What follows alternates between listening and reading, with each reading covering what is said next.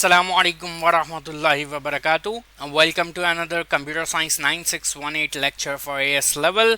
And today we are going to start the last section for paper 1, that is section number 8, databases. And we are going to start today our discussion on 8.1, database concepts.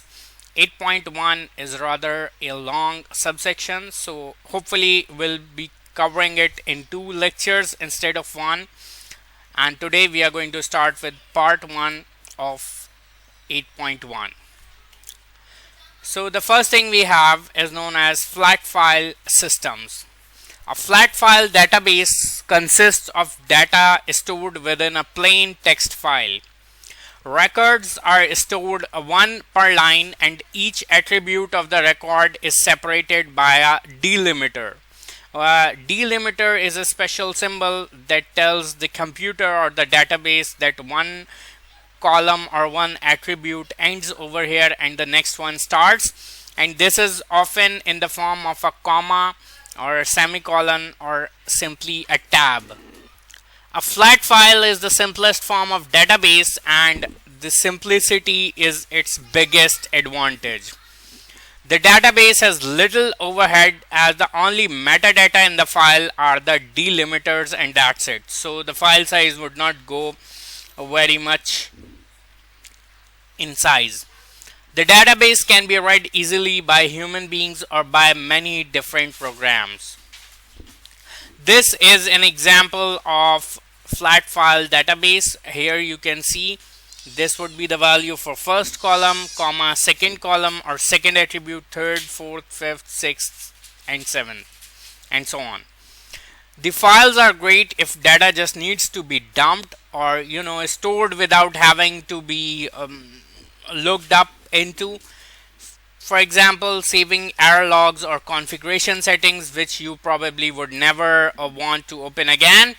But to handle large amounts of data or to add it or search the data, if you're using flat file system and you need to search it again and again, or to edit the data or handle large amounts of data, then things are going to get complicated. Limitations of flat file system.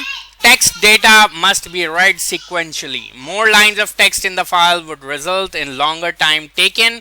You cannot skip to a certain line. You have to start from the start of the file and then gradually move your way up. No inbuilt search function. User will have to search manually. You will have to read each line and then decide whether it's the record you were looking for or not. Often a single line can't be edited. The entire file has to be rewritten. Filtering data is slow and difficult. All the data will have to be imported into a 2D array so it can be filtered. No relationships among data means large amounts of redundancy in the data, or simply there would be a lot of duplicated values or duplicate records in the data. Metadata is stored externally to the database, hence data dependence occurs.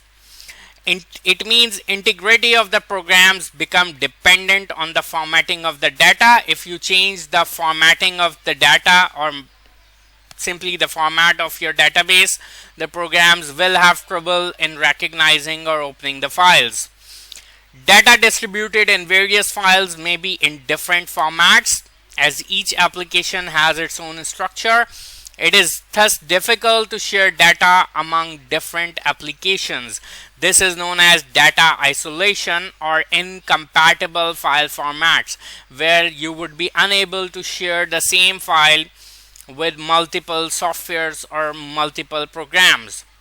Thus, file-based system is an appropriate solution for simplest of situations, and for larger repositories, relational database is recommended. Data can become inconsistent if it is edited by one application but not by other. Relational database. This is the second form of database, the second and most used nowadays, that is relational. A file system can only have two possible types, either a flat system or a relational database. Relational model uses a collection of tables to represent both data and the relationships among those data. Tables are logical structures maintained by the database manager. A relational database works by linking information from multiple tables with each other through the use of keys.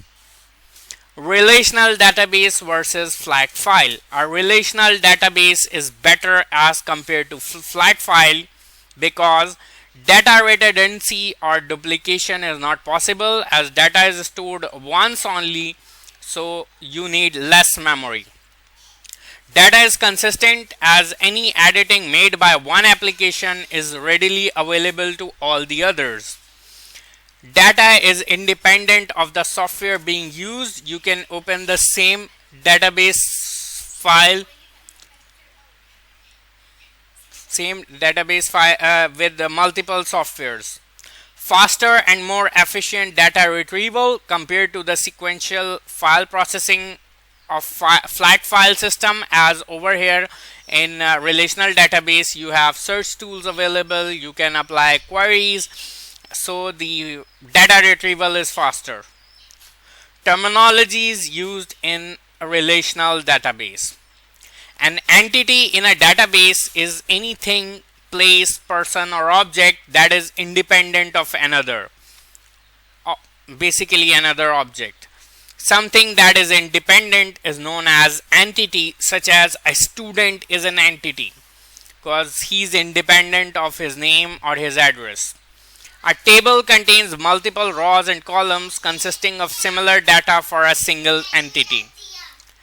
Every row in a database table is called a tuple. Now, when you are in AS level, then in O levels, in section number 9 databases, you would call every row and every column as fields and records, but over here it's rather best if you use the word tuple for every row, and attributes, use the word attributes for every column. Okay.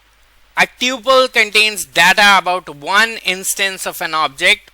It can also be referred to as a record, but in A levels the examiner mostly use the word tuple. Each column in a database table is known as field or attribute, as it contains data for a specific property of that instance of an object or entity.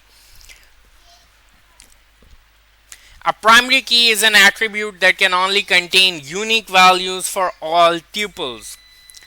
Sometimes the table will have more than one attribute for which unique values are guaranteed. Each of such attributes is called a candidate key, out of which one is selected as primary key.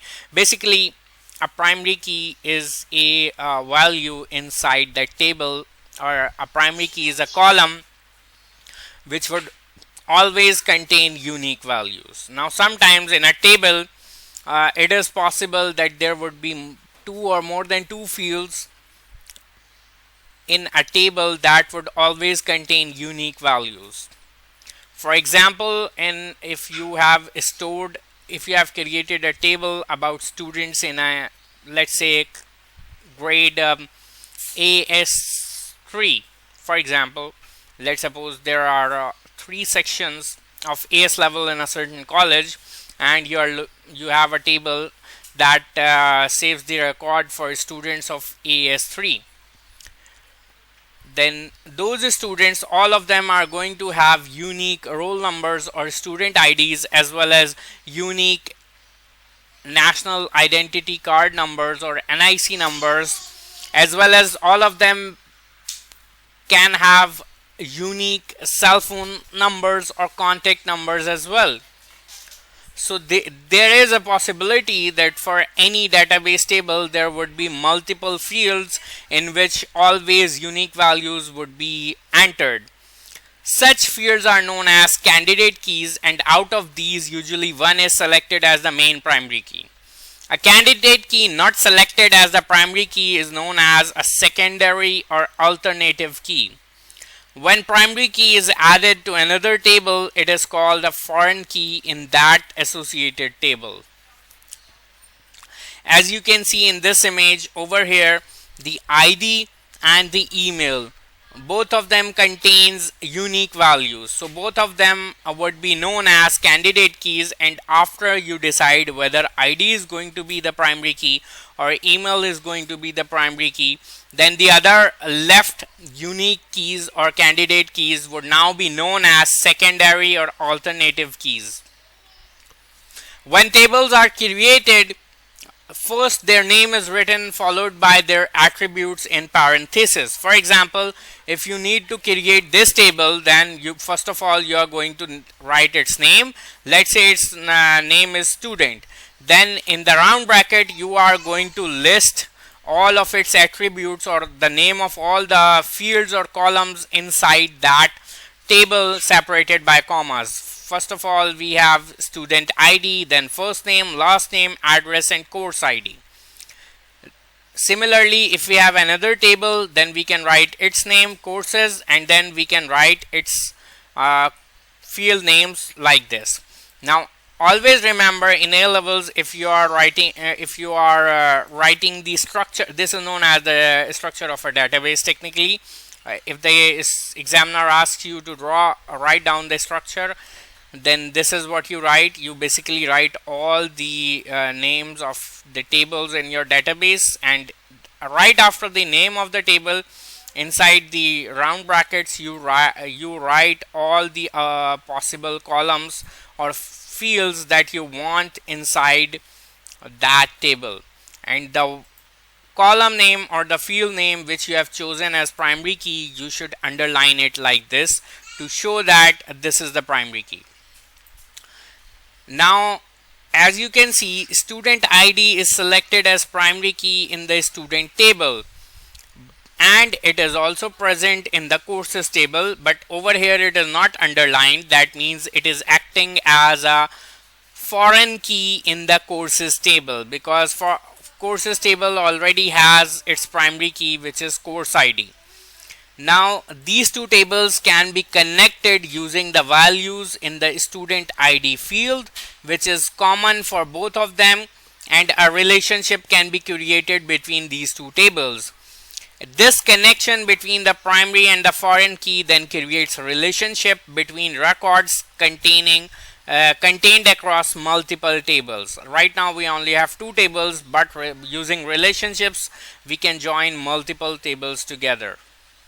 Relationships can be of following types. The first type is one-to-one relationship, which is also written like this. It is used to create a relationship between two tables or two entities in which a single raw first table can only be related to one and only one record of a single table. Similarly, the raw of a second table can also be related to any one but not more than one rows of the first table. For example, if we have a president table and a country table, then there can only be one president for each country, or each country will only have one president. That's it. If you are given, when you are given two tables like this, usually when we are drawing a database diagram, we don't draw the full table. We simply make a rectangle, and in it we simply write the name of the table.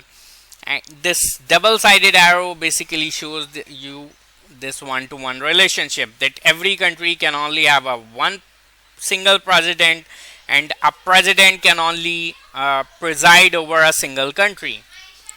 Next, we have one-to-many relationships. This is used to create a relationship between two tables in which a single row of first table can relate to one or more rows of the second table, but the rows of second table can only relate to a single row in the first table. For example, in a single department there can be many employees, but employees of the same department would only correlate to a single entry in the department's table. For example, if there are 10 employees in the IT department, all of them would relate to a single entry in the department table, which would be the IT department. The one-to-many relationship is depicted like this: arrowhead on one side, and this is known as crow's foot notation when you draw this E kind of structure on the other side. Many to many relationship between two tables where each record of the first table can relate to any or no records in the second table and vice versa. So it is also presented as end-to-end relationship. For example, many employees can work on multiple projects at the same time inside a software house. Then lastly we have many to one relationship, a relationship where more than one records in first table can be related to only one instance or record in the other table. For example, multiple employees can be assigned a single manager, or multiple employees can be a part of a single department. This is kind of the opposite of one-to-many relationship. As you can see on the side where you need to show multiple relationships or multiple possibilities, you draw this crow's foot notation or the Greek E symbol, however you want to remember it. Referential integrity is used in database design to describe the relationship between two tables. It helps to prevent incorrect records from being added, deleted, or modified. Referential integrity is a constraint on the database design that makes certain that each foreign key in a table points to a unique primary key value in another table. For example, there are two tables. First is the department table and the other one is a student table. Now as you can see, there is just one department with ID 1 and the department name is computer science. Then in this table, in the students table, if the correct department ID is entered, like this one is able to connect with this one, then it is validated. Whereas if you have written 6 or 2 or 4 which is not present in the department table, then this record cannot be validated and an error would be generated because this department ID does not exist in the department table. This is known as referential integrity. Indexing is a data structure technique which allows you to quickly retrieve records from a database file. It can consist of one or more fields, where first column contains a list of primary or candidate keys of a table in a sorted order, and the second column contains a pointer or direct link to original record from which it was taken. So basically your database management software creates indexing so that it can search for the database more quickly. And how is indexing done? Your DBMS basically creates a index table where all the primary keys and foreign keys are stored in the first column and their referencing pointers are stored in the second column. Indexes can be created using one or more columns of a database table. Okay, so we are going to end the part 1 lecture for 8.1 database concepts over here. Inshallah, we'll finish it up in the next lecture. I hope you have understood everything that we have discussed so far. If you have any confusions or problems or queries, feel free to comment them below and I'll definitely get back to you. Also, I would recommend you to go and watch my lecture for computer science O-levels /IGCSE section number 9, databases. That will give you some of the key concepts and prerequisites if you have not studied computer science in your O-levels. Lastly, if you haven't subscribed to my channel, please do so and share it with your friends. And if you need hard copies for the study pack for AS level, including these notes, as well or the study pack for computer science or IGCSE O-levels, as well as if you need study notes for physics, IGCSE or O-levels, you can use the form link given in the description to place an order. I'll see you guys in the next lecture. Till then, take care. Allah Hafiz.